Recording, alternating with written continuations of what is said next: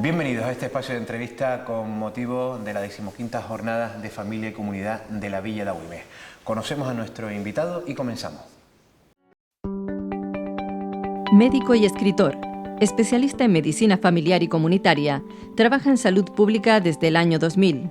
Actualmente jefe del Servicio de Evaluación y Salud en la Dirección General de Salud Pública de Asturias, desde donde se desarrollan, entre otros proyectos, el Observatorio de Salud en Asturias.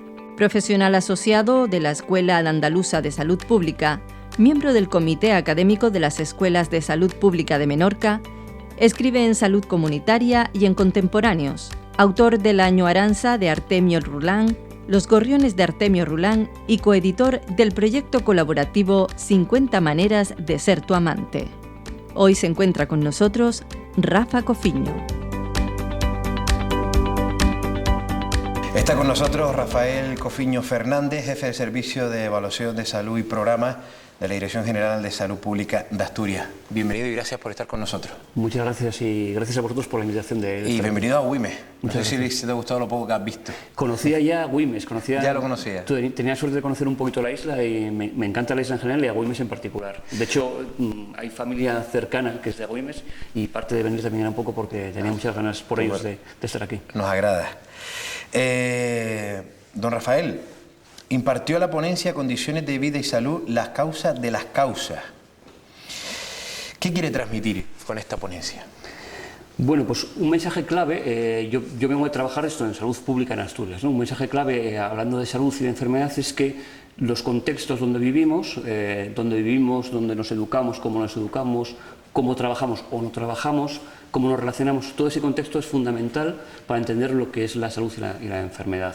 Lo individual, cómo uno se comporta, es muy importante, pero el contexto donde estamos es fundamental para poder entender la aparición de algunas enfermedades, evitar la aparición de algunas de ellas y evitar la progresión negativa de muchas de ellas. ¿En quién recae la responsabilidad de que una comunidad goce de buena salud?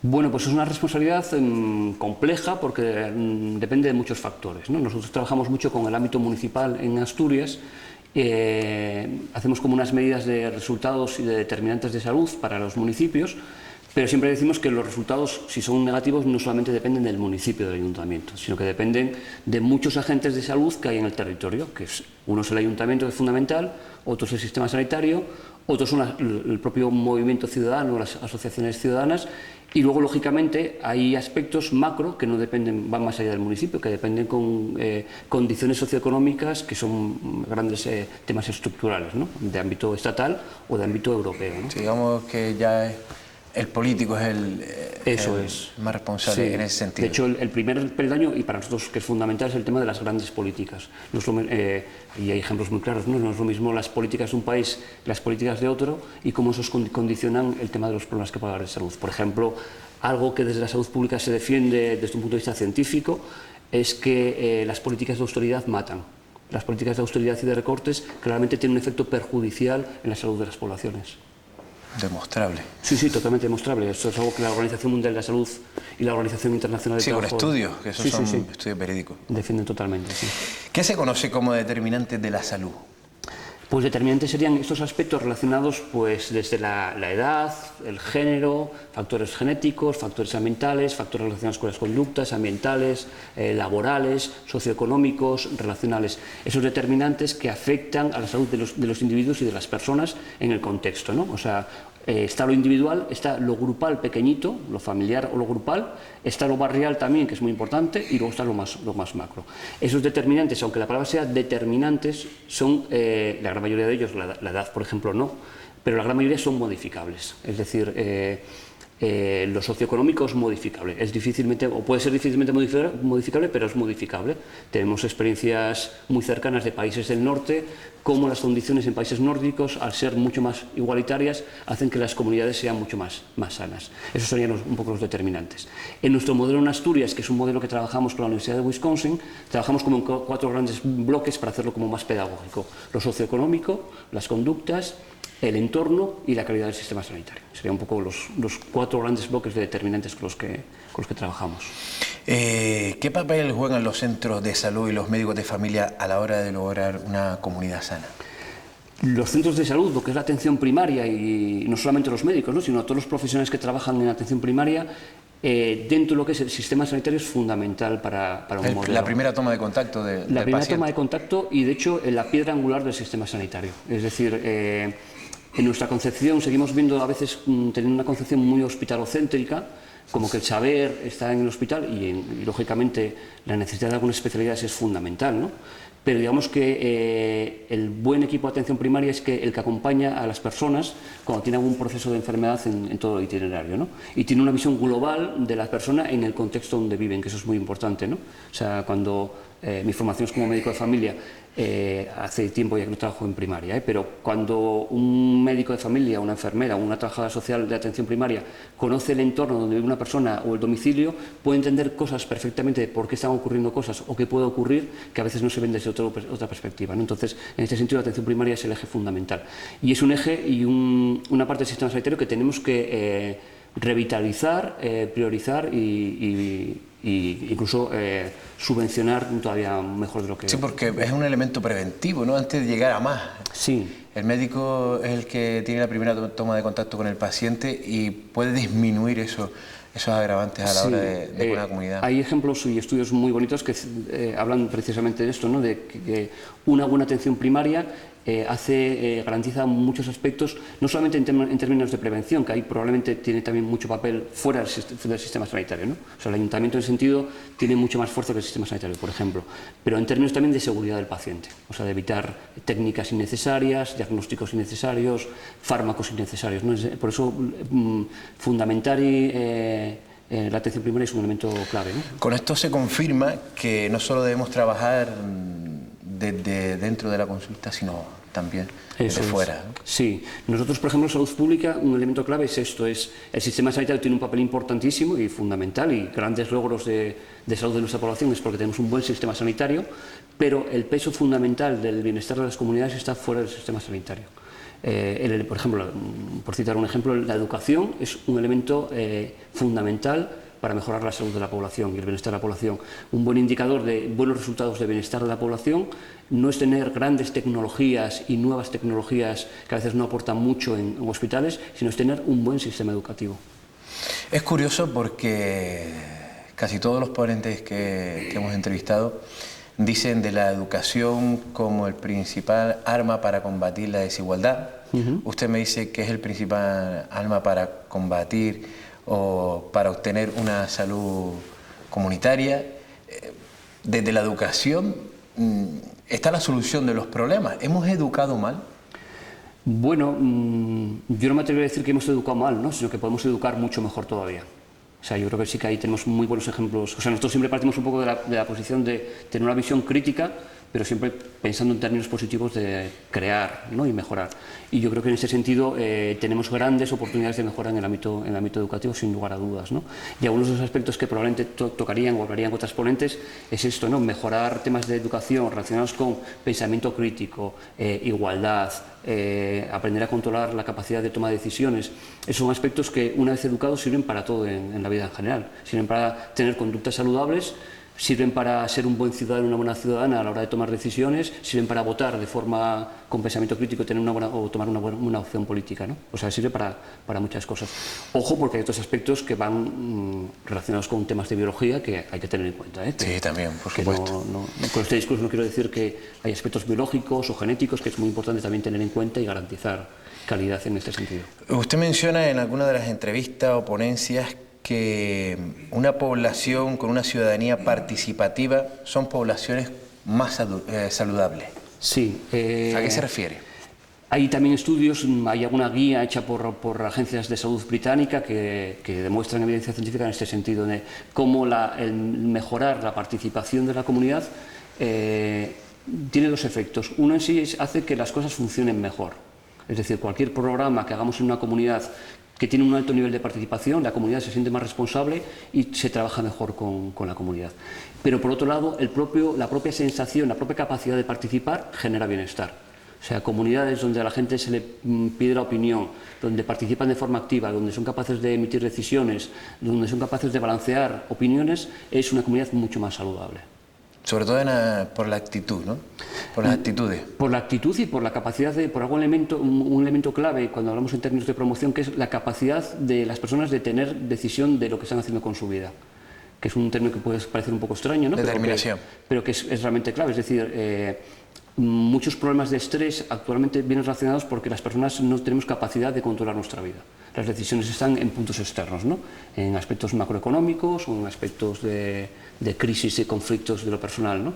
Cuando una persona tiene esa capacidad de control de su vida, genera un alto nivel de satisfacción, tu sistema, tu eje hipotálamo hipofisario adrenal, tu sistema de estrés está mucho más equilibrado y tienes más probabilidades de tener más bienestar.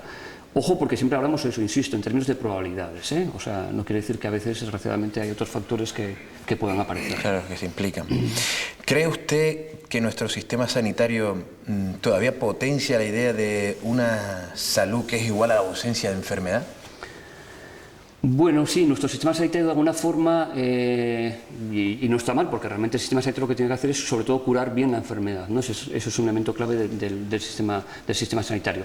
Yo creo que un elemento clave del sistema sanitario es que sea un buen sistema para controlar la enfermedad y también que deje hacer a otros ámbitos que tienen un papel muy importante en términos de más abordaje de salud más global, en términos de bienestar biopsicosocial, ¿no? Y eso a veces es difícil, es decir, muchas veces, lo que decía antes un poco, ¿no? Pensamos mucho que ciertas innovaciones tecnológicas van a ser como la gran panacea, cuando la panacea pues viene en términos de otros factores más relacionados con educación, cultura, entorno, ¿no? O sea, hay políticas en relación con temas ambientales o de urbanismo que tienen un efecto importantísimo y grande en bienestar de la población, ¿no? Estamos llegando a la parte final, pero como parte implicada, ¿en qué debe mejorar nuestro sistema sanitario? Ya ha dado algunas pinceladas, ¿no?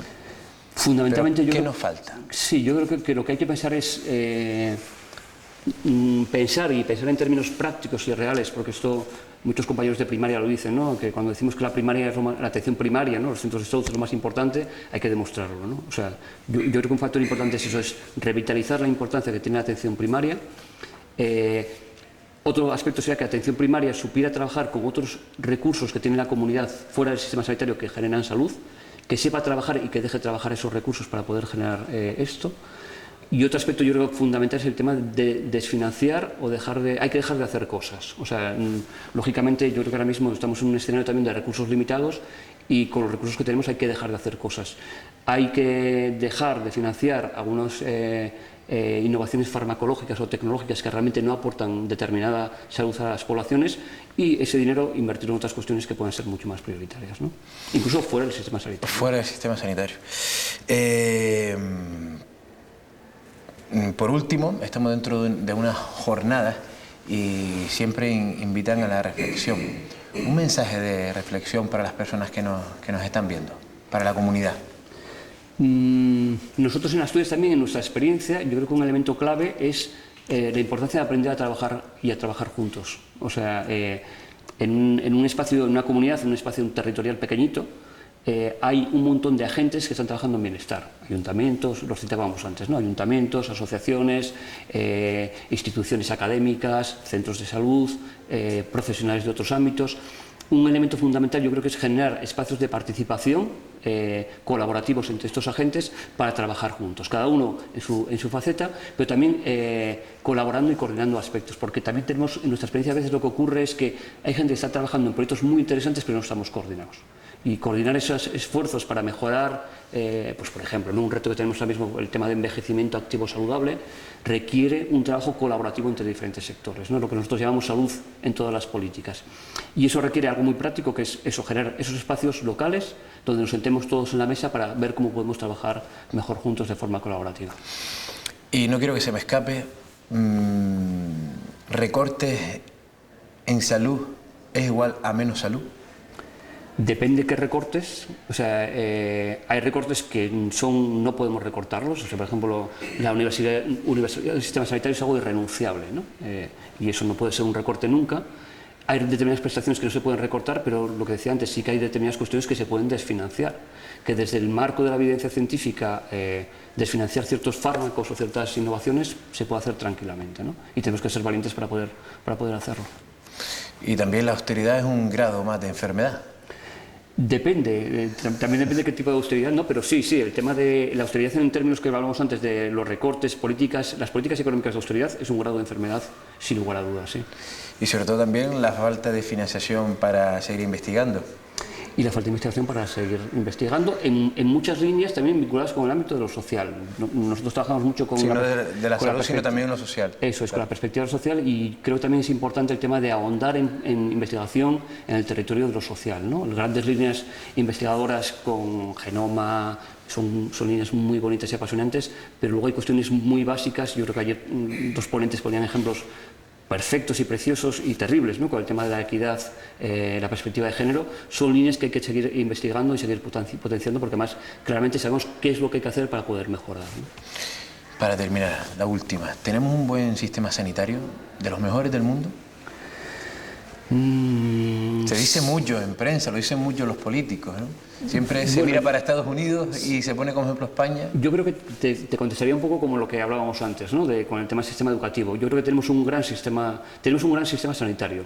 Tenemos un gran sistema sanitario con enormes profesionales, tenemos uno de los mejores sistemas formativos de profesionales en nuestro país, con una inversión pública enorme y muy necesaria, pero yo creo que tenemos grandes oportunidades de mejora, y eso requiere un esfuerzo desde lo individual, profesional, hasta los asociativos de sociedades, y sobre todo desde lo político, ¿no? Sector político. Requiere una apuesta fuerte para poder mejorar mucho más. Digamos que de alguna forma tenemos como grandes oportunidades para poder tener un sistema sanitario mucho mejor y mucho más fuerte. Insistiendo de todas formas en lo que comentaba antes, que en términos de bienestar, desde el punto de vista de salud pública, lo más importante está fuera del sistema sanitario. O sea, parte muy importante está en la educación, claro. En otras políticas, sí.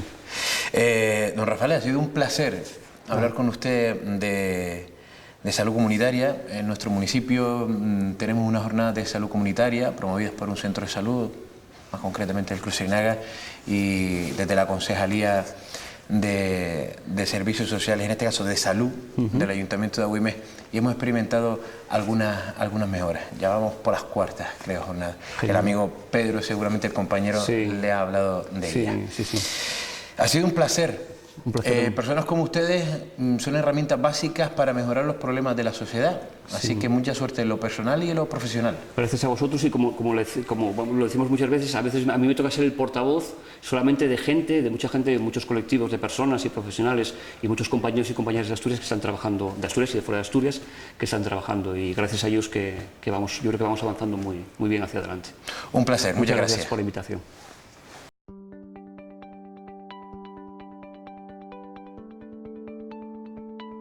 Con Rafael Cofiño hemos sabido que una población con una ciudadanía participativa son poblaciones más saludables, y que la unión de todos los agentes en una comunidad es esencial para mejorar la calidad de vida de las personas.